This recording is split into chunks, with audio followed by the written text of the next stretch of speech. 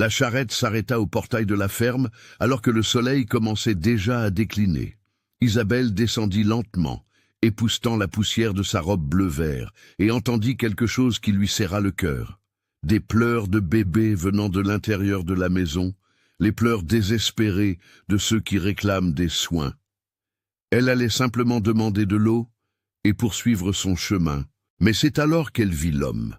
Jacques apparut sur la terrasse, tenant deux tout petits enfants dans ses bras, un de chaque côté, essayant de les calmer tous les deux en même temps, tout en se balançant d'un côté à l'autre.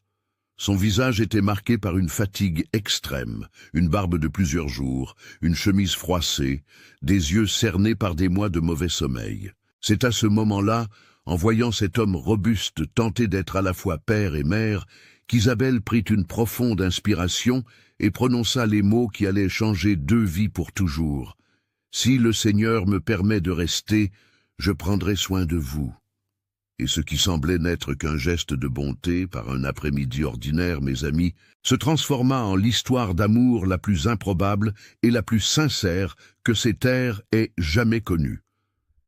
Si vous croyez que Dieu met parfois sur notre chemin exactement la personne dont nous avons besoin au bon moment, laissez un pouce bleu maintenant. Abonnez-vous à notre chaîne, Récits du terroir, et activez la clochette pour recevoir des histoires qui réchauffent le cœur. Et dites-moi dans les commentaires de quelle région de France vous nous regardez. Commençons. À la fin du XIXe siècle, dans les campagnes isolées de France, de telles histoires étaient monnaie courante. Le chemin de terre battue serpentait entre des collines verdoyantes, traversant des fermes qui semblaient être des îlots de civilisation au cœur du vaste terroir français. Isabelle avait voyagé 3 jours depuis qu'elle avait quitté le dernier village, n'emportant avec elle qu'une valise en cuir usé, un chapelet de sa mère et l'espoir tenace de celle qui croit encore que demain peut être meilleur qu'hier. Elle n'était pas du genre à pleurer, jamais. Quand la fièvre avait emporté ses parents le même mois, elle avait pleuré 3 jours d'affilée, puis avait séché ses larmes pour toujours. Du moins, c'est ce qu'elle pensait. Elle avait travaillé chez Madame Lucile pendant 8 mois, cuisinant, lavant, s'occupant de la vieille dame, jusqu'à ce que son cœur décide de se reposer un dimanche matin. Les neveux vendirent tout et Isabelle se retrouva de nouveau sur la route, avec quelques pièces dans sa poche et la douloureuse certitude que dans ce monde, il n'y a pas de place garantie pour une jeune femme seule et sans famille. La ferme de Jacques apparut presque par hasard à la fin de cet après-midi d'août. Isabelle était fatiguée, assoiffée, les pieds endoloris dans ses bottines usées. Elle vit le portail en bois, la grande maison en pisé peinte en blanc, l'enclos avec quelques vaches, les poules picorant dans la cour. Cela semblait être un endroit prospère, organisé, le genre de propriété où l'on pourrait avoir besoin d'aide. Elle descendit de la charrette du voiturier qui l'avait conduite jusque-là, le remercia d'un signe de tête et marcha jusqu'au portail, répétant mentalement ces paroles. « Bonjour, je cherche du travail, je sais cuisiner, laver, coudre. » Mais les mots moururent dans sa gorge quand elle entendit les pleurs. C'étaient 2 bébés qui pleuraient en même temps, un son aigu et désespéré qui résonnait dans la maison. Isabelle connaissait ces pleurs. Elle avait aidé sa mère lors de plusieurs accouchements, avait bercé de nombreux nouveau-nés. C'étaient des pleurs de faim, de couches mouillées, d'abandon. Elle frappa dans ses mains devant le portail et attendit, le cœur battant sans trop savoir pourquoi. Il fallut quelques minutes avant que la porte de la maison ne s'ouvre et que l'homme n'apparaisse.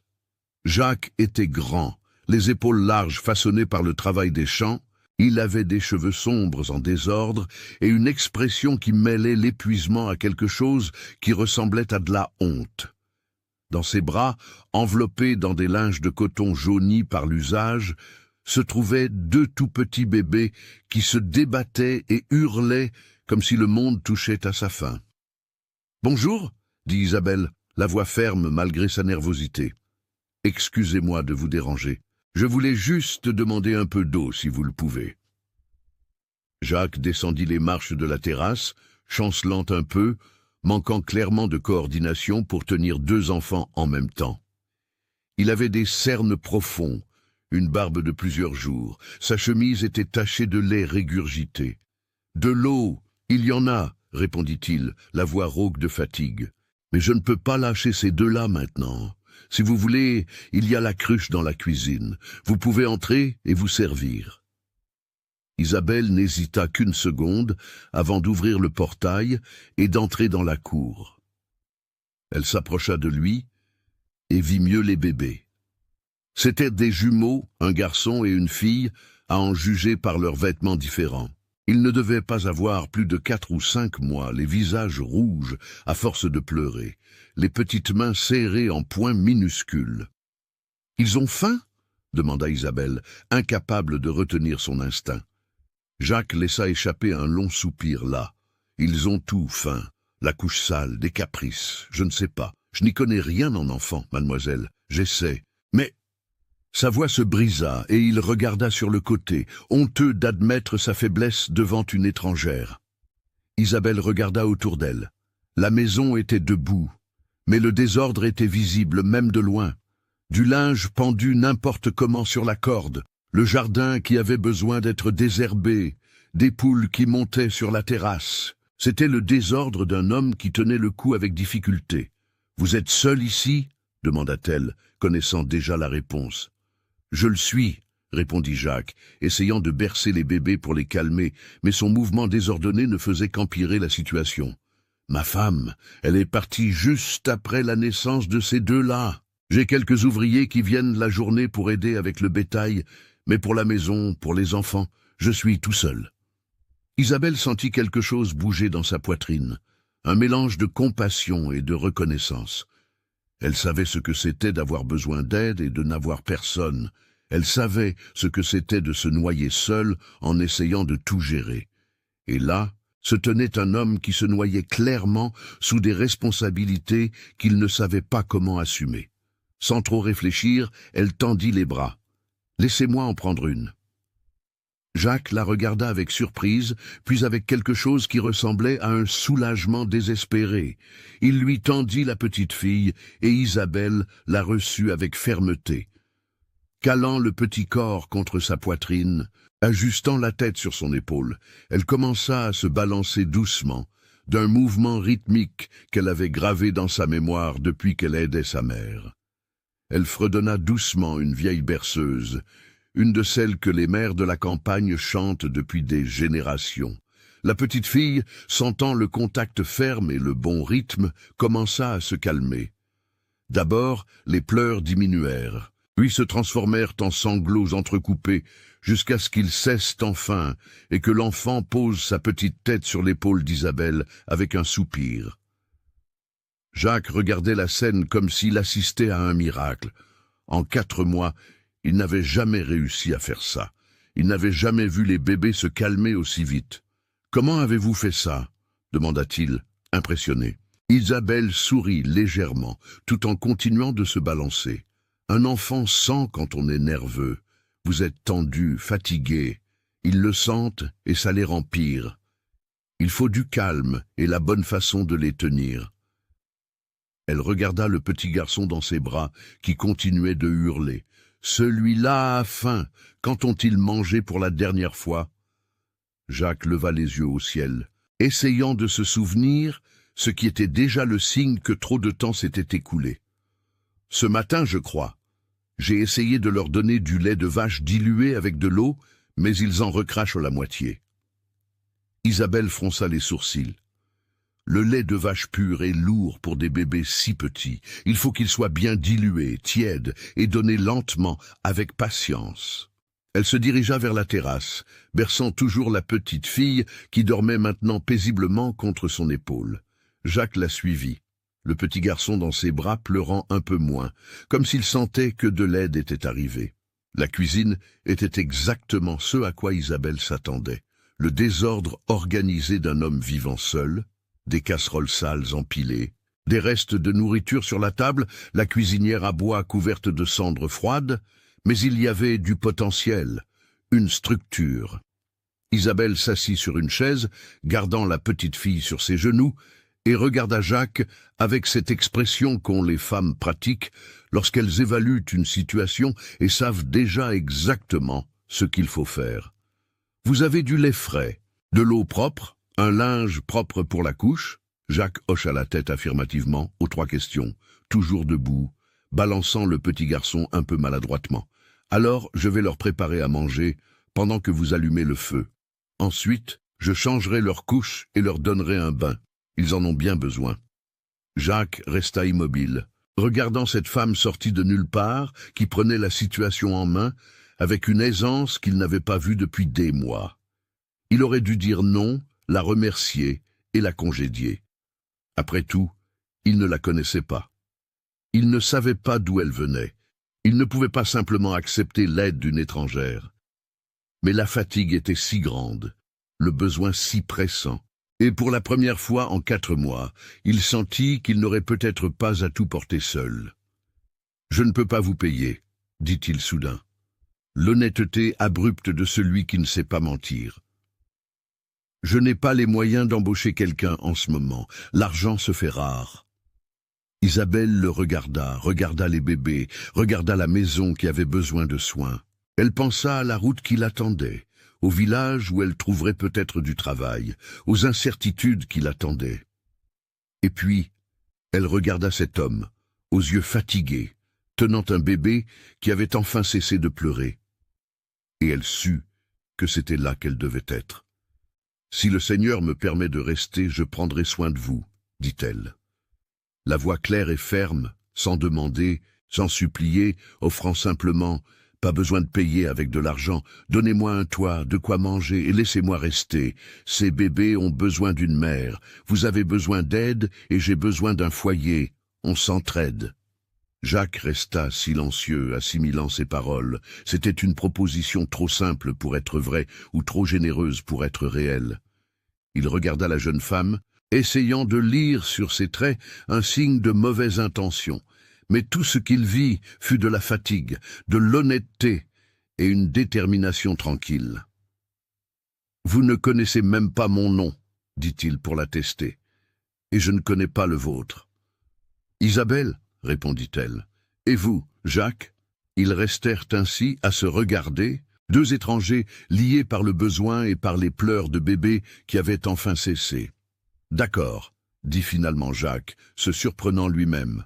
« Vous pouvez rester, mais c'est juste le temps que je m'organise mieux, que je trouve quelqu'un de définitif. » Isabelle sourit légèrement, sachant que « définitif » était un mot que la vie tenait rarement. « D'accord », acquiesça-t-elle. Et c'est ainsi, sans contrat, sans témoin, sans grande promesse, que commença l'histoire de Jacques et Isabelle. Elle prépara le lait tiède et dilué, nourrit les 2 bébés avec patience, changea les couches souillées, leur donna un bain tiède dans la grande bassine de la cuisine, fredonnant doucement tout en lavant chaque pli de leur peau délicate. Jacques observait, apprenant, et voyant comment elle rendait facile ce qui pour lui était impossible. Quand les bébés furent propres, nourris et endormis paisiblement dans leurs berceaux improvisés, Isabelle regarda autour d'elle et soupira. « Demain, je rangerai cette cuisine comme il faut, » dit-elle plus pour elle-même, « et il faut que je lave tout ce linge, et le jardin a besoin d'être désherbé. »« Et demain, » l'interrompit Jacques, la voix plus douce, « aujourd'hui vous en avez déjà trop fait. Vous devez être fatigué de votre voyage. » Isabelle le regarda et vit quelque chose de différent dans ses yeux. De la gratitude sincère. « La chambre d'amis est là, au fond, » continua-t-il en montrant la direction. « Ce n'est pas grand-chose, mais il y a un lit propre et une fenêtre. Vous pouvez vous y installer. » Isabelle le remercia d'un signe de tête et prit sa valise. La chambre était simple, en effet, mais elle avait un lit en bois avec un matelas de paille, une vieille malle, une fenêtre qui donnait sur le verger. C'était plus que ce qu'elle avait eu ces derniers mois. Elle s'allongea tout habillée, épuisée, et écouta les bruits de la nuit à la campagne. Le chant des grillons, le vent dans les arbres, le meuglement lointain d'une vache, et pour la première fois depuis longtemps, Isabelle s'endormit, avec le sentiment qu'elle avait peut-être trouvé un endroit où elle avait sa place. Dans la cuisine, Jacques se prépara un café léger et s'assit à table, regardant les berceaux où ses enfants dormaient paisiblement pour la première fois depuis des semaines. Il pensa à Léonie, l'épouse qu'il avait perdue si tôt, et sentit la douleur familière lui serrer la poitrine. Mais avec la douleur, il y avait quelque chose de nouveau, un petit soulagement, le sentiment qu'il pourrait peut-être survivre à cela, qu'il n'était peut-être pas aussi seul qu'il le pensait. Il ne le savait pas encore, mais cette jeune femme à la robe bleu-vert qui était apparue en demandant de l'eau allait tout changer. Elle allait apprendre à ses enfants à sourire et apporter de l'ordre dans le chaos. Et plus important encore, elle allait apprendre à Jacques lui-même que le cœur a une étrange capacité à guérir quand on s'y attend le moins. Mais cela, mes amis, était encore à venir. Pour l'instant, en cette première nuit, il n'y avait que deux étrangers sous le même toit, unis par le besoin et l'espoir silencieux que peut-être, juste peut-être, demain serait un peu plus léger qu'aujourd'hui. Le soleil n'était pas encore levé quand Isabelle se réveilla pour son premier matin à la ferme. Son corps se plaignait de la fatigue du voyage, mais ses oreilles entraînées captèrent le son qu'elle connaissait bien, le léger pleur d'un bébé qui se réveille en ayant faim. Elle se leva, ajusta sa robe froissée et marcha pieds nus jusqu'à la cuisine. Jacques était déjà là, y essayant d'allumer la cuisinière à bois d'une main, tout en tenant le petit garçon de l'autre. Le feu ne prenait pas, la fumée montait, le bébé gémissait, et l'homme avait cette expression de celui qui mène une bataille perdue d'avance. Isabelle ne dit rien, prit simplement le bébé de ses bras avec douceur, lui fit signe de s'occuper du feu et commença à bercer le petit Vincent en marchant dans la cuisine. C'est ainsi qu'elle avait appris avec sa mère. Moins de paroles, plus d'action. Jacques réussit à allumer le feu à la troisième tentative et regarda derrière lui. Isabelle fredonnait doucement, le petit garçon presque rendormi contre son épaule, et elle manipulait des casseroles de sa main libre, comme si c'était la chose la plus naturelle du monde. Il sentit quelque chose d'étrange dans sa poitrine, un mélange de gratitude et de culpabilité. Gratitude pour l'aide, culpabilité d'en avoir besoin. « Bonjour », dit-il, la voix encore rauque de sommeil. « Bonjour », répondit Isabelle, sans cesser de se balancer. « Il y a un petit déjeuner de près ou vous avez l'habitude de ne prendre que du café ?» Jacques se gratta la barbe, un peu gêné. « Généralement, c'est juste du café et un morceau de pain de la veille, quand il y en a. » Isabelle fit une grimace de désapprobation. « Un homme qui travaille au champ doit manger correctement. Vous avez de la farine de maïs, des œufs, du sucre. » Il hocha la tête et elle soupira de soulagement. « Alors, aujourd'hui, il y aura une bonne miche de pain chaud et des œufs brouillés. Vous allez travailler au champ ? Je dois voir le bétail, réparer la clôture du pâturage nord qui a cédé avec la pluie de la semaine dernière. Alors, allez-y, je m'occupe de tout ici. » La facilité avec laquelle elle prenait les commandes aurait dû le déranger, mais ce ne fut pas le cas. Jacques but son café léger, observa Isabelle préparer la pâte à pain avec des gestes sûrs et décida de lui faire confiance. Il partit pour les champs alors que le soleil commençait à dorer l'horizon et, pour la première fois depuis des mois, il n'emporta pas les bébés attachés sur son dos dans des linges improvisés. Il les lui laissa et alla travailler pour de vrai, sans avoir à s'arrêter à chaque pleur, sans avoir à courir à la maison à tout moment. Le travail se déroula différemment ce jour-là. Jacques répara la clôture, vérifia les vaches, trayait celles qui en avaient besoin, discuta avec les deux ouvriers qui étaient arrivés pour aider au semail. Les hommes s'étonnèrent de l'absence des bébés. « Vous avez trouvé une nourrice, patron ?» demanda le père Domingue, le plus âgé. « J'ai trouvé de l'aide, » répondit Jacques, sans donner de détails. Et les hommes n'insistèrent pas, car à la campagne, on apprend à respecter le silence des autres. Quand Jacques rentra pour le déjeuner, la transformation de la maison le prit par surprise. La cuisine était propre, rangée, sentant la vraie nourriture. Isabelle avait préparé du riz, des lentilles, un ragoût de potiron à la viande séchée. La table était mise avec une nappe, des assiettes, des couverts aux bons endroits. Les bébés dormaient paisiblement dans leur berceau, qu'elle avait traîné près de la fenêtre où passait la brise fraîche de l'après-midi. « Asseyez-vous » dit-elle en retirant son tablier et en servant la nourriture. Jacques s'assit un peu maladroitement, peu habitué à être servi. Quand il goûta la nourriture, il sentit un nœud dans sa gorge. C'était assaisonné juste comme il faut, chaud et fait avec soin. C'était le genre de nourriture que Léonie faisait, le genre de nourriture qui transforme une maison en foyer. Il mangea en silence et Isabelle respecta ce silence, se servant après et mangeant debout, appuyée au comptoir, comme le font les femmes qui ne se sentent pas encore maîtresses des lieux. « C'est très bon », dit finalement Jacques, saussant son assiette. « Merci. »« N'a de rien », répondit Isabelle, et après une pause. « J'ai trouvé des vêtements de bébé dans la malle du salon. Ce sont ceux des jumeaux ?» Jacques acquiesça, la mâchoire tendue. C'étaient les leurs. Ma femme les avait faits avant leur naissance. Je n'ai pas eu le courage de les utiliser. Isabelle mesura ses mots avant de parler. « Si vous me le permettez, je les laverai et les leur mettrai. Les vêtements qu'ils portent sont très usés. » Il resta silencieux un long moment, regardant son assiette vide. Utiliser les vêtements que Léonie avait brodés avec tant d'amour semblait trahir sa mémoire, semblait admettre que la vie continuait sans elle. Mais en même temps, refuser cela à ses enfants, c'était leur refuser le dernier cadeau que leur mère leur avait laissé. « Vous pouvez les utiliser, » dit-il à voix basse en se levant de table. « Je retourne au champ. » Et il sortit rapidement avant qu'Isabelle ne puisse voir l'émotion sur son visage. Les jours passèrent à ce nouveau rythme, une routine qui s'installa sans avoir besoin de beaucoup de mots. Isabelle se levait avant le soleil, allumait le feu, préparait du café fort et un repas copieux, nourrissait les bébés, changeait les couches, donnait le bain, chantait des berceuses en faisant le ménage. Jacques travaillait au champ, rentrait pour les repas, voyait ses enfants propres et heureux et sentait le poids sur ses épaules s'alléger un peu plus chaque jour.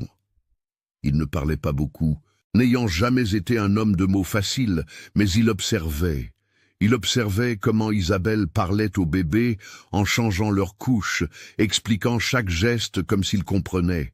Il observait comment elle chantait doucement en étendant le linge, des mélodies anciennes qu'il n'avait pas entendues depuis son enfance.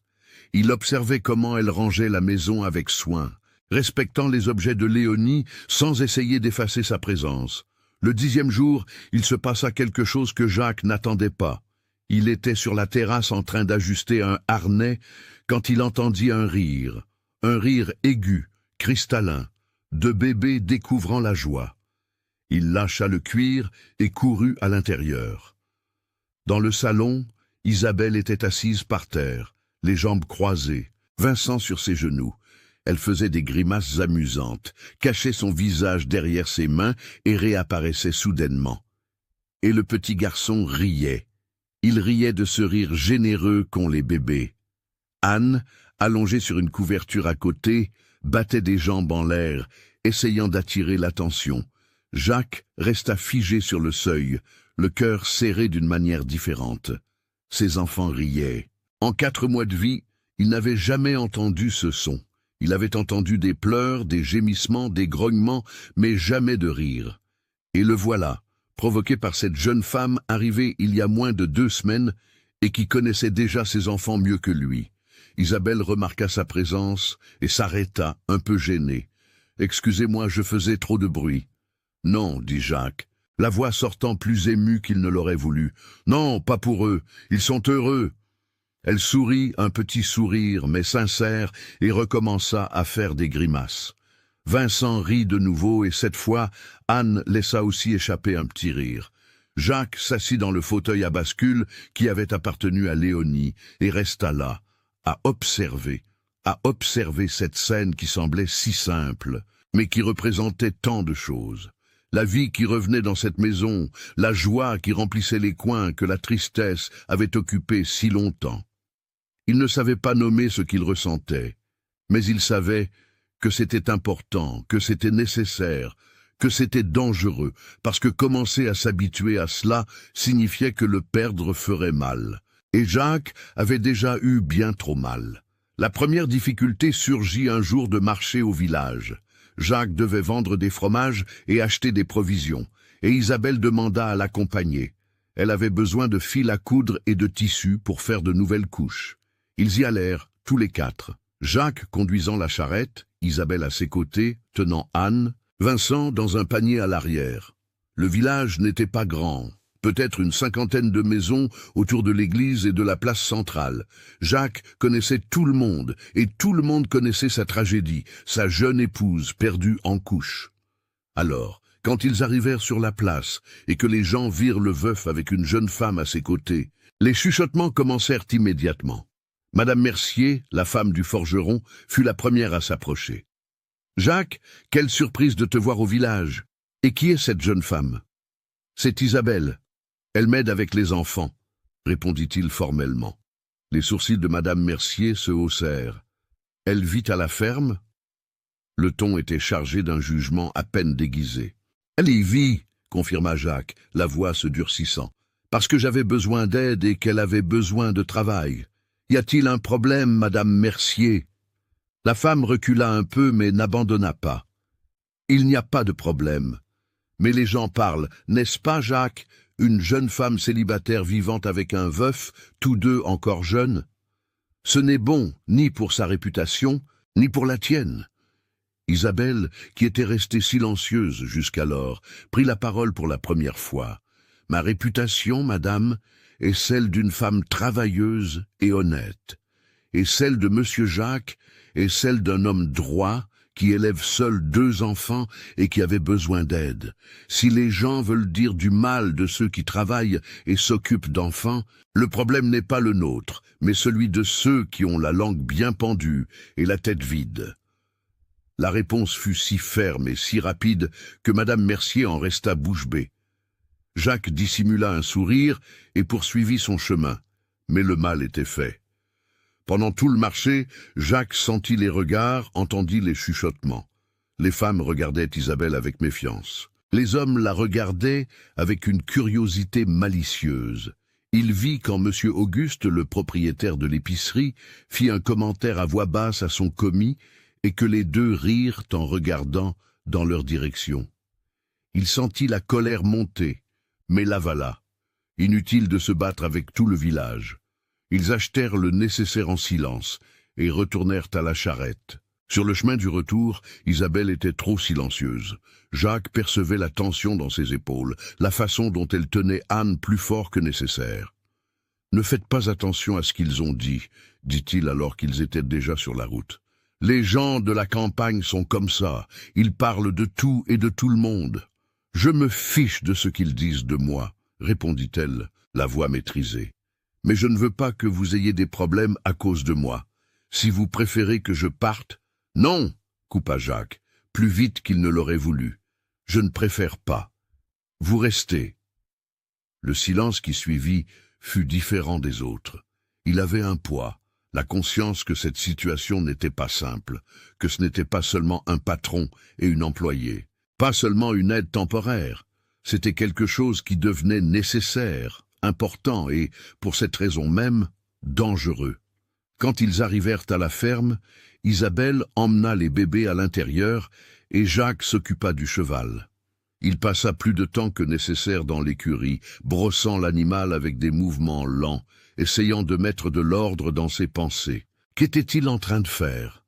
Laisser une jeune femme qu'il connaissait à peine vivre dans sa maison, s'occuper de ses enfants, occuper l'espace qui avait été celui de Léonie. Mais en même temps, comment nier que la vie s'était améliorée, que ses enfants étaient heureux, que lui-même parvenait à respirer correctement pour la première fois depuis des mois? Quand il entra dans la maison, l'odeur du dîner l'accueillit. Isabelle avait préparé une soupe de légumes avec de la viande. Du pain frais refroidissait sur la table. Les bébés étaient dans leur berceau, propres et satisfaits. Elle était à l'évier, lavant la vaisselle de la préparation, les cheveux attachés en un chignon lâche, quelques mèches s'échappant pour encadrer son visage. Pour la première fois, Jacques la regarda vraiment, non pas comme la jeune femme venue l'aider, mais comme une femme. Il vit qu'elle avait de beaux yeux, sombres et expressifs. Il vit que son sourire, quand il apparaissait, illuminait tout son visage. Il vit qu'elle avait des mains délicates mais fortes, des mains de celle qui n'a pas peur du travail. Et il sentit quelque chose bouger dans sa poitrine, quelque chose qu'il n'avait pas ressenti depuis si longtemps qu'il en avait oublié le nom. Effrayé par sa propre pensée, il détourna rapidement le regard. « Je vais me laver les mains pour dîner », marmonna-t-il, et il sortit sur la terrasse arrière. Ils dînèrent en silence ce soir-là, mais c'était un silence différent, chargé de non-dits. Après le repas, Isabelle débarrassa la table, et Jacques resta à regarder le feu mourir dans la cuisinière à bois. « Isabelle » l'appela-t-il soudain. Elle s'arrêta, se retourna. « Oui, merci, pour tout, pour les bébés, pour la maison, pour être restée. » Elle le regarda un long moment, et Jacques vit qu'elle aussi avait pensé à partir, qu'elle avait envisagé de poursuivre son chemin pour éviter les problèmes. « Je reste parce que je veux rester, » dit-elle finalement. « Parce qu'ici, je me sens utile, je me sens chez moi. Ça faisait longtemps que je ne m'étais pas senti comme ça. » Son honnêteté le désarma complètement. Il se contenta d'hocher la tête, incapable de dire quoi que ce soit de plus, et se retira dans sa chambre. Les jours continuèrent de passer et avec eux s'installa une intimité silencieuse qu'aucun des deux n'avait prévue. Jacques commença à rentrer plus tôt des champs, non pas parce que le travail avait diminué, mais parce qu'il voulait voir ses enfants éveillés, les entendre rire, être présent. Et Isabelle commença à poser des questions sur la ferme, sur le bétail, sur les cultures, s'intéressant sincèrement à son travail. Ils commencèrent à discuter pendant les repas, d'abord de choses pratiques. « Il faut que j'achète plus de tissus. La vache tachetée est pleine. » Puis de choses plus importantes. Il lui raconta comment il avait hérité de la ferme de son père, les années de dur labeur pour rendre la terre productive. Elle lui parla de son enfance au village avec ses parents, de la façon dont elle avait appris à coudre avec sa grand-mère, des rêves qu'elle avait eus et que la vie avait emportés. Et une nuit, près d'un mois après l'arrivée d'Isabelle, survint le moment qui allait tout changer. Anne avait de la fièvre, une fièvre qui avait commencé dans l'après-midi et s'était aggravée la nuit. Isabelle lui avait fait des compresses, lui avait donné de la tisane, mais le bébé pleurait sans consolation, son petit corps trop chaud. Jacques était désespéré, faisant les 100 pas dans le salon, rongé par l'impuissance. « Il faut que j'aille chercher le médecin au village, » dit-il en attrapant déjà son chapeau. « C'est à 2 heures de route, Jacques, et la nuit est noire. Ça peut être dangereux. Je sais que notre fille a de la fièvre, mais elle n'est pas encore si haute. Essayons encore les compresses, essayons de la faire baisser. Si demain matin ça ne va pas mieux, alors tu iras. » Il la regarda, vit le calme dans ses yeux, la certitude de celle qui savait ce qu'elle faisait, et il lui fit confiance. Ils passèrent la nuit éveillés tous les deux, se relayant pour les compresses, berçant le bébé, mesurant la température avec la main sur son front. Jacques observait Isabelle travailler avec un dévouement qui allait au-delà du devoir, qui était de l'amour pur. Elle chantait pour Anne, lui murmurait des mots de réconfort, embrassait son petit front brûlant avec la tendresse d'une mère. Et quand, finalement, vers l'aube, la fièvre commença à tomber et qu'Anne s'endormit paisiblement, Isabelle appuya sa tête contre le dossier de la chaise et laissa échapper un soupir de soulagement si profond qu'elle en tremblait. Jacques s'approcha, s'accroupit à côté de la chaise. « Merci, » dit-il, la voix rauque d'émotion et de fatigue. « Tu as sauvé ma fille. » Isabelle ouvrit les yeux, le regarda si près d'elle et sentit son cœur s'accélérer. « Notre fille, » corrigea-t-elle doucement, puis elle réalisa ce qu'elle avait dit et écarquilla les yeux. « Pardon, je ne voulais pas... »« Non, » l'interrompit Jacques, lui prenant la main sans réfléchir. « Tu as raison, notre fille, tu t'occupes d'eux comme s'ils étaient les tiens. » Et là, dans ce contact de leurs mains, dans ce regard échangé au milieu de la nuit, quelque chose changea pour toujours entre eux. Le lendemain de cette nuit de veille se leva différemment. Le soleil entra par les fentes des volets avec cette lumière dorée de la campagne, la même lumière que d'habitude, mais tout semblait avoir changé à l'intérieur de cette maison. Jacques se réveilla sur la chaise du salon, où il s'était assoupi d'épuisement, le cou endolori par la mauvaise position. La première chose qu'il fit fut de regarder le berceau d'Anne. La petite fille dormait paisiblement, sa respiration calme, sans signe de fièvre. Isabelle était déjà dans la cuisine, même après avoir passé une nuit blanche, préparant le café et pétrissant la pâte à pain. Quand elle vit Jacques entrer, elle lui adressa un sourire fatigué mais soulagé. « La fièvre est complètement tombée, elle va bien. » Jacques sentit ses genoux flageolés de gratitude. Il s'approcha de la cuisinière, resta là, immobile, ne sachant que faire de ses mains, des mots qui s'obstinaient à rester coincés dans sa gorge. « Isabelle, » commença-t-il, la voix plus basse que d'habitude. « À propos d'hier soir, de ce que tu as dit... » Elle l'interrompit rapidement, se remettant à pétrir la pâte avec une force inutile, les yeux fixés sur son travail. « J'ai parlé sans réfléchir, Jacques. Je sais que ce sont tes enfants, que je ne suis que... » « Tu n'es pas que quoi que ce soit, » la coupa-t-il, les surprenant tous les deux par sa fermeté. « Tu es la personne qui s'occupe d'eux, comme personne d'autre. Eux qui perdent le sommeil pour eux, qui les aiment. » Le mot « aime » resta suspendu dans l'air comme une confession dangereuse. Isabelle arrêta de pétrir, ses mains couvertes de farine tremblant légèrement. « Je les aime, c'est vrai, » admit-elle à voix basse, sans le regarder. « Je sais que je ne devrais pas, que je n'en ai pas le droit, mais je ne peux pas m'en empêcher. Ils sont entrés dans mon cœur dès le premier jour. » Jacques fit un pas de plus vers elle, si près qu'il pouvait sentir la chaleur de la cuisinière à bois, l'odeur du pain qui levait, son odeur à elle, de lavande et de soin. « Et moi ?» demanda-t-il, la voix rauque. « Suis-je entré aussi ?»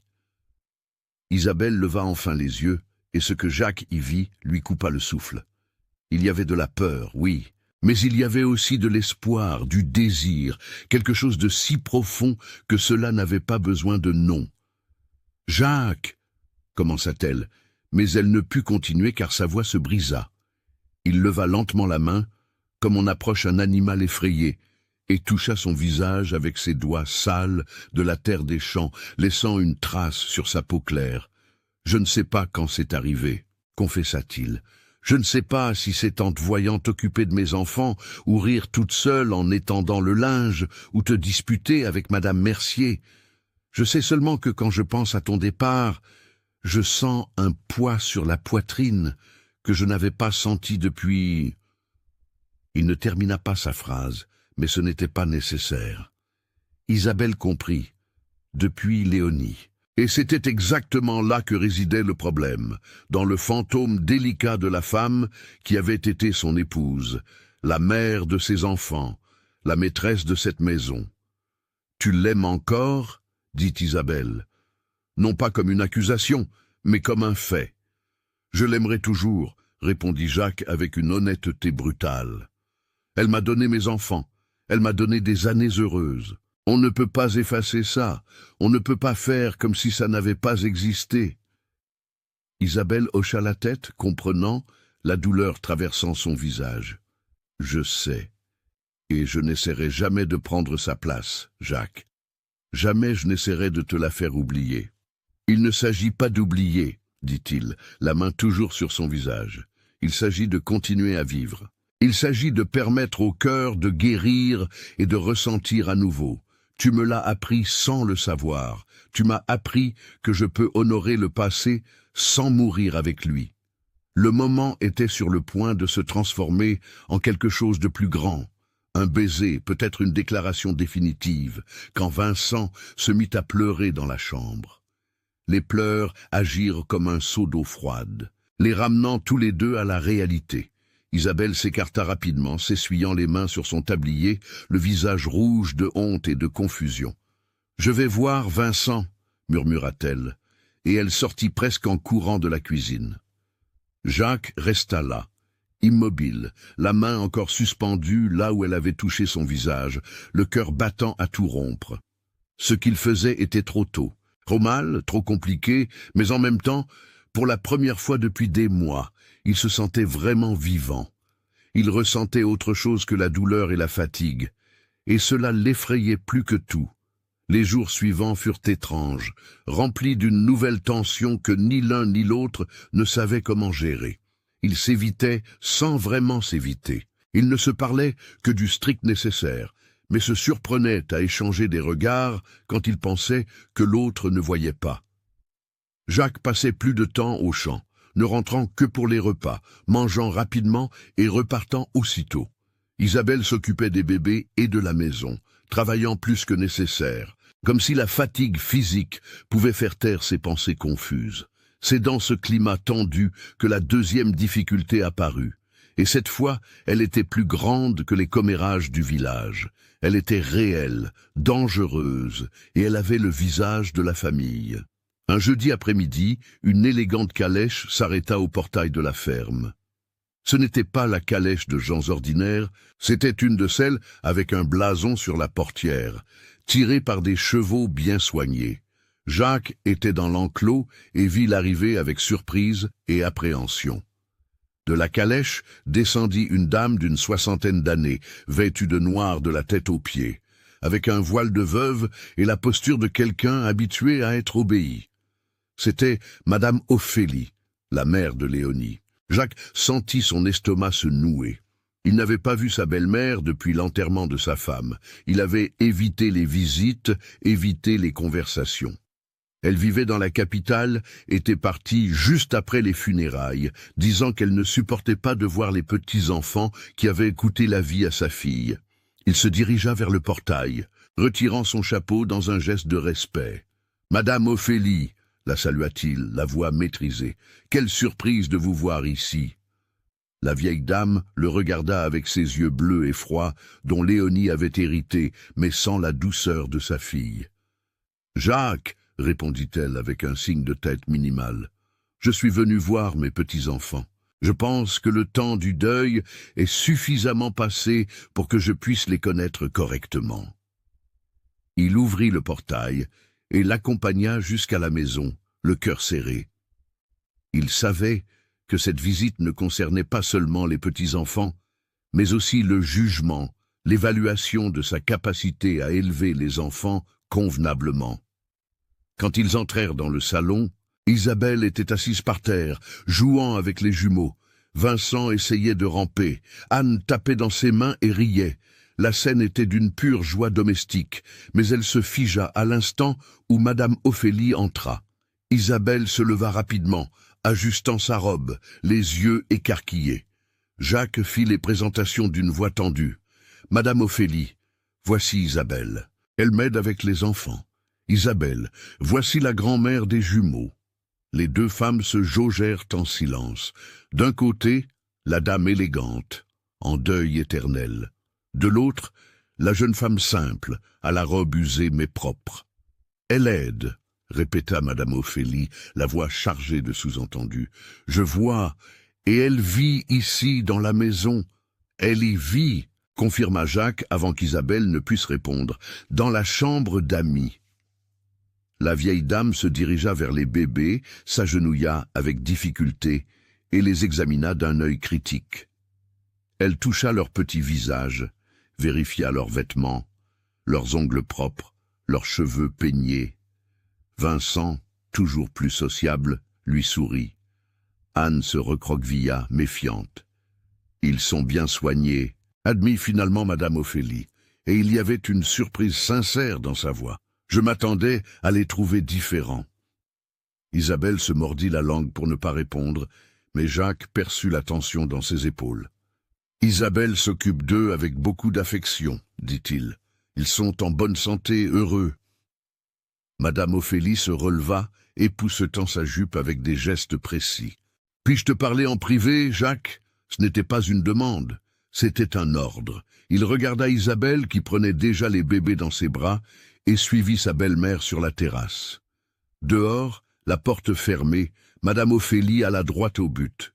« Depuis combien de temps cette jeune femme est-elle ici ? Presque 2 mois. Et tu trouves cela approprié, Jacques ? Une femme célibataire vivant avec un jeune veuf. La colère commença à monter, mais il se contrôla. C'est approprié quand l'alternative était de laisser mes enfants sans soins adéquats pendant que je travaille. Isabelle est arrivée quand j'en avais le plus besoin. J'en suis sûr, dit la vieille dame avec un sourire amer. Mais les apparences comptent, Jacques. Que vont penser les gens? Que vont-ils dire de la mémoire de ma fille?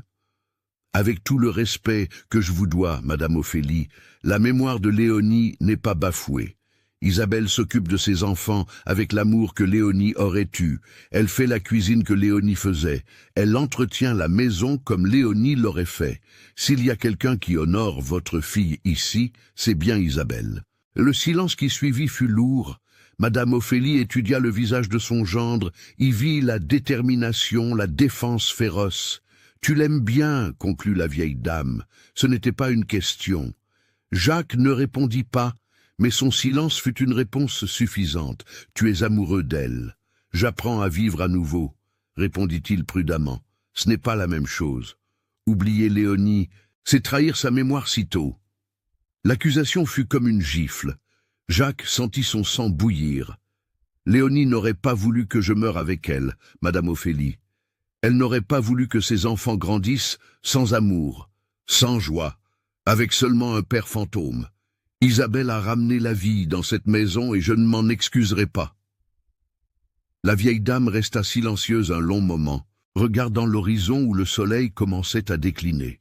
« Je suis venu ici, décidée à emmener mes petits-enfants avec moi dans la capitale, » avoua-t-elle finalement. « Je suis venu en pensant trouver le chaos, la négligence, des raisons suffisantes pour t'enlever les enfants. » Jacques sentit le sol se dérober sous ses pieds. « Mais, » continua Madame Ophélie en se tournant pour lui faire face, « j'ai trouvé des enfants heureux, en bonne santé, aimés. J'ai trouvé une maison qui fonctionne, qui a de la chaleur humaine. Et bien que cela me coûte de l'admettre, j'ai trouvé une jeune femme qui s'occupe de mes petits-enfants comme s'ils étaient vraiment les siens. » Elle fit une pause, les yeux s'embrouillant pour la première fois. « Ma fille a bien choisi son mari. Tu es un homme bon. Jacques, et si cette Isabelle vous rend heureux, toi et mes petits-enfants, alors c'est peut-être ce que Léonie aurait voulu. » Sa voix se brisa à la fin, et la vieille dame dut s'appuyer sur un pilier de la terrasse. Jacques, surpris par cette vulnérabilité soudaine, lui toucha gentiment l'épaule. « Madame Ophélie, les jumeaux sont vos petits-enfants, pour toujours. Vous pouvez leur rendre visite quand vous le souhaitez, vous pouvez faire partie de leur vie, vous n'avez pas besoin de les emmener pour être présente. » La vieille dame essuya ses larmes avec un mouchoir en dentelle. « Je sais, c'est juste que... Elle me manque tellement, Jacques, et voir ses enfants, c'est revoir ma petite fille. »« Elle me manque aussi, » admit-il, la voix étranglée. « Chaque jour. Mais j'ai appris que le manque ne signifie pas qu'il faut arrêter de vivre. » Ils restèrent là, sur la terrasse, deux cœurs en deuil, trouvant du réconfort l'un dans l'autre, jusqu'à ce que Madame Ophélie se ressaisisse. « Je vais rester à l'auberge du village quelques jours. Je veux passer du temps avec mes petits-enfants avant de retourner à la capitale. Mais, Jacques, » elle le regarda sérieusement, « si tu comptes aller de l'avant avec cette jeune femme, fais les choses correctement, épouse-la, donne-lui le respect qu'elle mérite. Ne la laisse pas vivre dans l'ombre de ma fille comme une concubine honteuse. » Les mots étaient durs, mais le conseil était solide. Jacques hocha la tête, comprenant. Quand Madame Ophélie partit, Jacques retourna à l'intérieur et trouva Isabelle dans la cuisine, les mains tremblantes en épluchant des pommes de terre. Elle avait tout entendu. Les murs fins de la maison ne gardaient aucun secret. « Elle allait emmener les bébés », murmura Isabelle, les larmes coulant enfin. « Elle allait les emmener et je ne les aurais plus jamais vus. » Jacques s'approcha, la fit pivoter par les épaules et fit ce qu'il voulait faire depuis des semaines. Il la serra dans une étreinte forte, accueillant ses pleurs contre sa poitrine. Elle ne les aurait pas emmenés. Jamais je ne laisserai personne séparer cette famille. Isabelle s'agrippa à lui, pleurant toute la peur accumulée, toute l'insécurité de ne pas avoir de droit sur les enfants qu'elle aimait. Et Jacques, tenant cette femme qui était devenue essentielle, sut que sa décision était prise. Il ne pouvait plus attendre, ne pouvait plus prétendre que c'était temporaire. Ce soir-là, après que les bébés se furent endormis et que la maison fut silencieuse, Jacques demanda à Isabelle de s'asseoir avec lui sur la terrasse. Il avait répété les mots 1000 fois dans sa tête, mais quand il ouvrit la bouche, tout sortit simplement et directement comme lui. « Isabelle, tu es arrivée ici il y a 2 mois en demandant seulement un toit et de quoi manger. Mais tu as donné bien plus que tu n'as reçu. Tu as donné de l'amour à mes enfants, de l'ordre à ma maison, une raison de me lever chaque jour. Et quelque part, entre les couches sales et les soupes chaudes, tu m'as rendu quelque chose que je croyais avoir perdu pour toujours, l'envie de vivre vraiment. » Isabelle le regardait avec des yeux écarquillés, le cœur battant la chamade. « Je ne suis pas un homme de belles paroles. Je ne peux pas te promettre de t'aimer de la même manière que j'ai aimé Léonie, parce que chaque amour est différent. Mais je peux te promettre le respect, le soin, le partenariat. Je peux te promettre de t'honorer comme mon épouse, de te défendre, de construire une vie à tes côtés. » Il lui prit la main, entrelaçant ses doigts calleux par le travail. « Épouse-moi, Isabelle. Pas par nécessité, pas par convenance. Épouse-moi parce que je veux que tu restes pour toujours, parce que mes enfants ont besoin de toi, parce que j'ai besoin de toi. » Les larmes coulaient librement sur son visage maintenant. « Jacques, je ne m'y attendais pas. Je n'ai jamais pensé qu'un homme comme vous regarderait une femme comme moi. »« Une femme comme toi ?» répéta-t-il avec un petit sourire. « C'est exactement ce dont j'ai besoin. Forte, courageuse, aimante. Alors, tu acceptes ?» Et Isabelle regarda la maison, où 2 enfants dormaient paisiblement, où elle avait trouvé un but après avoir tout perdu. Elle regarda l'homme en face d'elle, qui avait réappris à sourire grâce à elle, et elle sut qu'il n'y avait pas d'autre réponse possible. « J'accepte, » dit-elle, la voix ferme malgré les larmes. « J'accepte de t'épouser. J'accepte d'être la mère de tes enfants. J'accepte de construire cette vie avec toi. » Et quand Jacques l'embrassa, là sur la terrasse sous les étoiles de la campagne, ce fut un baiser de promesse, de nouveau départ, d'un amour qui naît des cendres et en devient d'autant plus fort. Le mariage fut fixé 3 semaines plus tard. Assez de temps pour préparer le nécessaire, sans être trop long pour alimenter les commérages. Jacques voulait faire les choses bien, comme Madame Ophélie l'avait conseillé, comme Isabelle le méritait. Ce ne serait pas une grande fête, la ferme se remettait encore financièrement et le deuil récent de Léonie exigeait de la discrétion, mais ce serait un vrai mariage, avec un prêtre, des témoins et la bénédiction de l'Église. Isabelle passa ces semaines dans un mélange de joie et de nervosité qui la faisait se réveiller au milieu de la nuit, le cœur battant à tout rompre. Elle allait se marier, avoir un nom de famille, être légalement la mère des 2 enfants qu'elle aimait déjà comme s'ils étaient sortis de son propre ventre. Mais avec le bonheur venait la peur. Et si elle n'était pas une assez bonne épouse? Et si Jacques le regrettait? Et si l'ombre de Léonie était trop grande pour qu'elle puisse y trouver sa place? Madame Ophélie, étonnamment, devint son alliée durant ces semaines. La vieille dame venait à la ferme tous les jours, passait des heures avec ses petits-enfants et discutait longuement avec Isabelle. Un de ces jours, elle apporta une boîte en bois verni et appela sa future belle-fille à s'asseoir sur la terrasse. « Isabelle, je t'ai apporté quelque chose », dit-elle en ouvrant la boîte avec soin. À l'intérieur se trouvait une robe de mariée, non pas blanche comme celles à la mode, mais d'un bleu clair délicat, avec de fines broderies sur les manches et le décolleté. C'est la robe que j'ai portée quand j'ai épousé le père de Léonie. Ensuite, ce fut celle de Léonie quand elle a épousé Jacques. Et maintenant, sa voix trembla légèrement. J'aimerais qu'elle soit à toi.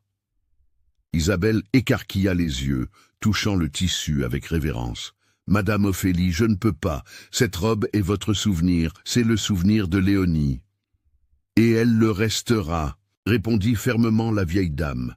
« Mais les souvenirs ne sont pas faits pour rester enfermés dans une malle. Ils sont faits pour vivre, pour aller de l'avant.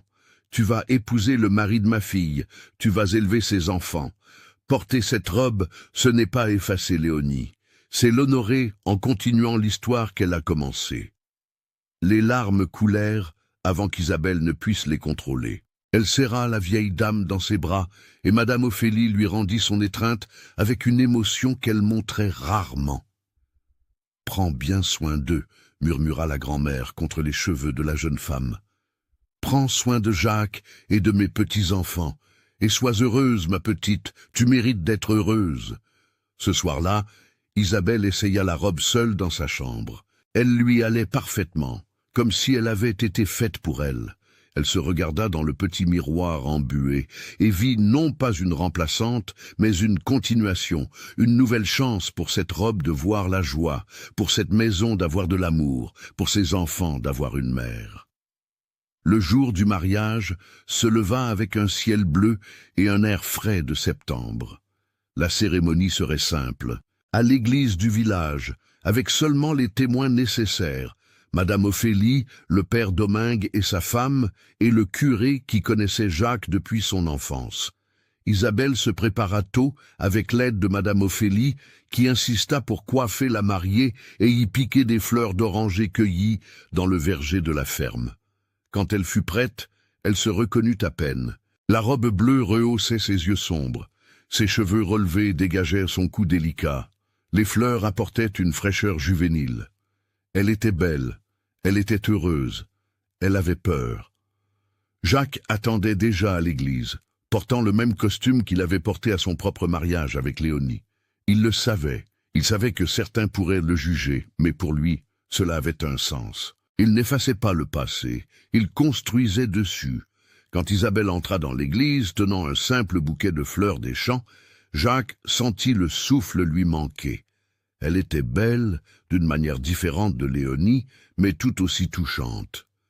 Elle s'avança vers l'autel d'un pas ferme, sans père pour la conduire, car elle n'avait plus de famille, mais la tête haute, car elle n'avait besoin de personne pour valider son choix. La cérémonie fut brève. Le curé parla des secondes chances, de la capacité du cœur humain à aimer à nouveau sans diminuer l'amour précédent, de la façon dont Dieu place les bonnes personnes sur notre chemin quand nous en avons le plus besoin. Jacques et Isabelle répétèrent leurs vœux, la voix ferme, malgré l'émotion. Quand le curé les déclara mari et femme, et que Jacques embrassa la mariée, quelques personnes présentes essuyèrent discrètement une larme. Ce n'était pas un mariage de passion juvénile, c'était un mariage de maturité, de choix conscient, d'un amour né du respect et de la vie commune. Et d'une certaine manière, c'était encore plus beau pour cette raison. La petite fête eut lieu à la ferme même, avec une table garnie de plats simples mais copieux, préparés par les voisines qui avaient finalement accepté Isabelle. Il y eut du riz de fête, du poulet fermier, des gâteaux de toutes sortes, de la liqueur de prunelle. Les jumeaux, qui avaient maintenant 6 mois, étaient sur les genoux de Madame Ophélie, vêtus de nouveaux habits que leur grand-mère avait apportés de la capitale. Quand le soleil commença à se coucher et que les quelques invités partirent, Jacques et Isabelle se retrouvèrent seuls sur la terrasse, observant les derniers rayons de lumière dorée peindre les collines. Isabelle avait retiré les fleurs de ses cheveux et était pieds nus, fatiguée mais radieuse. « Alors maintenant je suis Madame Isabelle, l'épouse de Jacques », dit-elle avec un sourire timide. « Ça me semble encore étrange. »« Tu t'y habitueras, » répondit-il, passant un bras autour de ses épaules et la tirant près de lui. « Et je m'habituerai à avoir une vraie compagne, quelqu'un avec qui partager les décisions, les problèmes, les joies. » Ils restèrent dans un silence confortable pendant quelques minutes, profitant simplement de la présence de l'autre.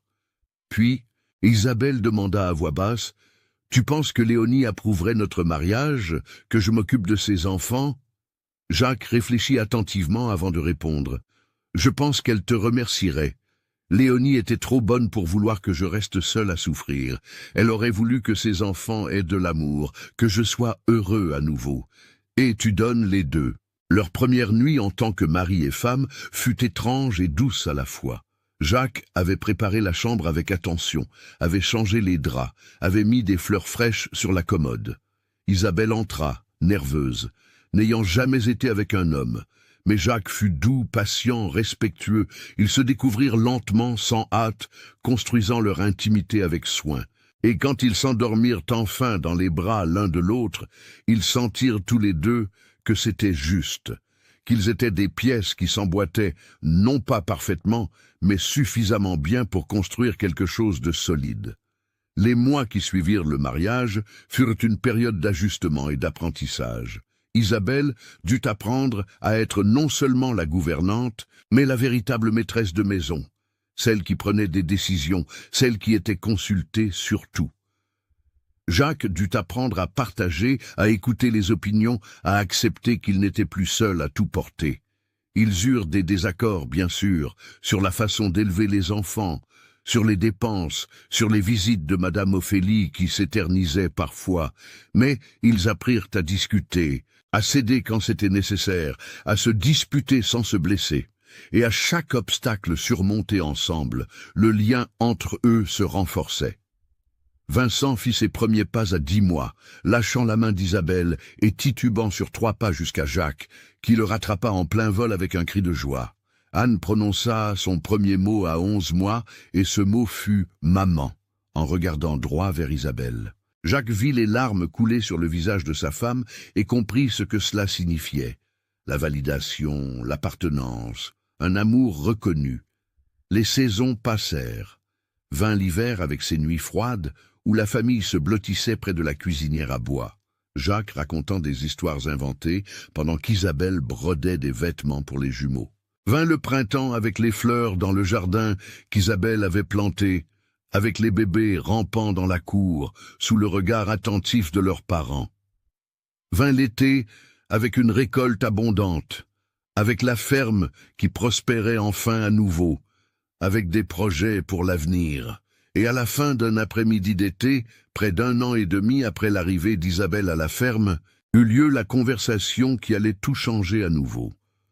Jacques était sur la terrasse, affûtant des outils, quand Isabelle s'assit à côté de lui, avec cette expression qu'il avait appris à reconnaître. Elle avait quelque chose d'important à dire. « Jacques, je dois te dire quelque chose », commença-t-elle, les mains nerveuses sur ses genoux. Il lâcha immédiatement son outil, inquiet. « Et qu'y a-t-il? Tu es malade ?»« Non, ce n'est pas ça. » Elle prit une profonde inspiration. « C'est qu'on va avoir besoin d'un nouveau berceau. Les jumeaux sont trop grands, ils ont besoin de vrais lits. » Jacques fronça les sourcils, confus. « D'accord, je peux leur faire de nouveaux lits, mais pourquoi aurions-nous besoin d'un nouveau berceau si... » Et puis il comprit. Il regarda son ventre, encore plat, puis son visage, qui souriait avec anxiété. « Tu es... »« Je le suis, » confirma-t-elle, la voix tremblante d'émotion et de peur. « D'environ 2 mois, je pense. Je suis allé voir la sage-femme du village aujourd'hui, et elle a confirmé. » Le monde s'arrêta une seconde. Jacques allait être père à nouveau, mais cette fois, c'était différent.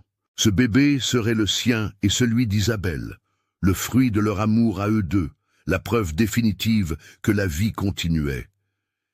Il prit son visage entre ses mains et l'embrassa sur le front, le nez, les lèvres, riant et pleurant en même temps. « Un enfant à nous, » murmura-t-il émerveillé, « vraiment à nous. »« Tu es heureux ?» demanda Isabelle, peu sûre d'elle. « Je sais que nous ne l'avions pas prévu, que c'est arrivé vite, que c'est peut-être compliqué avec les jumeaux encore si petits. »« Je suis plus qu'heureux, » l'interrompit-il. « Je suis complet. Tu m'as tout donné, Isabelle. Tu m'as rendu mes enfants, tu as rendu la joie à cette maison, et maintenant tu vas me donner un autre enfant. Comment ne serais-je pas heureux ?» Ils rirent et pleurèrent ensemble, enlacés sur la terrasse, tandis que le soleil se couchait une fois de plus sur la ferme qui avait connu tant de douleurs et qui débordait maintenant d'espoir. Le bébé naquit un matin de printemps, alors que les fleurs d'oranger emplissaient l'air d'un doux parfum. Ce fut un accouchement tranquille, rapide, sans complications. C'était une petite fille, minuscule et parfaite, avec une touffe de cheveux sombres comme ceux d'Isabelle, et des yeux qui promettaient d'être clairs comme ceux de Jacques. Ils l'appelèrent Aurore, parce qu'elle était la nouvelle aube de cette famille, la lumière après l'obscurité. Madame Ophélie, qui était venue pour aider à l'accouchement, tint son arrière-petite-fille avec des larmes dans les yeux. « Elle a le nez de Léonie !» commenta la vieille dame. Et il n'y avait pas de tristesse dans sa voix, seulement de la tendresse. La famille continue. Et elle avait raison. Les années passèrent, et cette famille, rapiécée avec des morceaux de douleur et d'amour, grandit forte et unie. Vincent et Anne grandirent en sachant qu'Isabelle n'était pas la mère qui les avait mis au monde, mais celle qui les avait élevés, et ils l'aimaient avec toute l'intensité dont les enfants sont capables. Aurore grandit en entendant des histoires sur sa tante Léonie qui était au ciel, apprenant que l'amour n'est pas limité, qu'une personne peut en aimer beaucoup d'autres de manière différente et toute sincère. La ferme prospéra. Jacques, avec Isabelle à ses côtés pour le conseiller et le soutenir, prit de meilleures décisions. Il prit des risques quand il le fallait, fut prudent quand c'était nécessaire. Ils achetèrent plus de terre, agrandirent le troupeau, plantèrent des vergers. La maison fut rénovée, gagnant plus de chambres, une terrasse plus grande, de grandes fenêtres qui laissaient entrer le soleil. Mais le plus important n'était pas la prospérité matérielle, c'était le rire qui résonnait chaque jour dans cette maison. C'étaient les repas en famille sur la grande table de la cuisine. C'étaient les soirées où tous se réunissaient dans le salon pour écouter Jacques raconter des histoires où Isabelle chantait. C'était la certitude qu'il y avait là de l'amour, de la sécurité, un foyer. Madame Ophélie se mit à leur rendre visite régulièrement et, pour les dernières années de sa vie, elle vécut dans une petite maison que Jacques avait construite pour elle au fond de la propriété. La vieille dame, arrivée rigide et pleine de jugement, s'adoucit avec le temps. Elle s'autorisa à n'être qu'une grand-mère, s'autorisa à aimer Isabelle comme une fille et Aurore comme une véritable petite fille. Quand elle mourut, à 72 ans, ce fut en paix, entourée de la famille qu'elle avait appris à accepter et à aimer. Bien des années plus tard, quand les cheveux de Jacques étaient devenus complètement blancs et qu'Isabelle avait des rides d'expression marquant son visage, ils s'assirent sur la même terrasse où tout avait commencé. Vincent était marié, travaillant à la ferme aux côtés de son père. Anne était devenue institutrice au village, vivant non loin avec son mari et leurs 2 enfants. Aurore, la cadette, était partie étudier dans la capitale, mais revenait toujours, apportant des histoires et des nouvelles. « Tu regrettes ?» demanda soudain Isabelle, la tête appuyée sur l'épaule de son mari. « De m'avoir laissé rester ce jour-là ?» Jacques rit doucement, prenant sa main et entrelaçant leurs doigts, couverts des callosités d'une vie de travail. « Je regrette de ne pas t'avoir demandé de rester plus tôt, de ne pas avoir réalisé plus vite que tu étais exactement ce dont j'avais besoin. Même avec toutes les difficultés, tous les jugements que nous avons affrontés, surtout à cause d'eux, répondit-il, parce qu'ils nous ont rendus plus forts, parce qu'ils nous ont appris que le véritable amour n'est pas celui qui vient facilement, c'est celui que l'on construit brique par brique, jour après jour. » Isabelle sourit, de ce sourire tranquille, de celle qui sait qu'elle a fait les bons choix. Elle regarda la ferme qui était devenue la sienne, la maison qu'elle avait remplie de vie, le jardin qu'elle avait planté et vu fleurir. Elle se souvint de la jeune femme effrayée qui était arrivée là, en ne demandant que de l'eau et un morceau de pain, sans imaginer qu'elle trouverait un foyer, une famille, un amour qui durerait toute une vie. « Si le Seigneur me permet de rester, je prendrai soin de vous, » murmura-t-elle, répétant les mots qu'elle avait prononcés tant d'années auparavant. Jacques serra sa main. « Et tu as pris soin de moi, de mes enfants, de notre maison, de notre amour. Tu as pris soin de tout avec un dévouement que je ne pourrai jamais te rendre complètement. Tu n'as pas à me le rendre, dit-elle. Tu m'as donné un foyer quand j'étais perdu. Tu m'as donné un but quand je n'en avais aucun.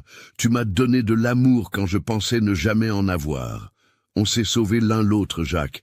C'était un échange juste depuis le début. Et c'était vrai. Ils s'étaient sauvés mutuellement.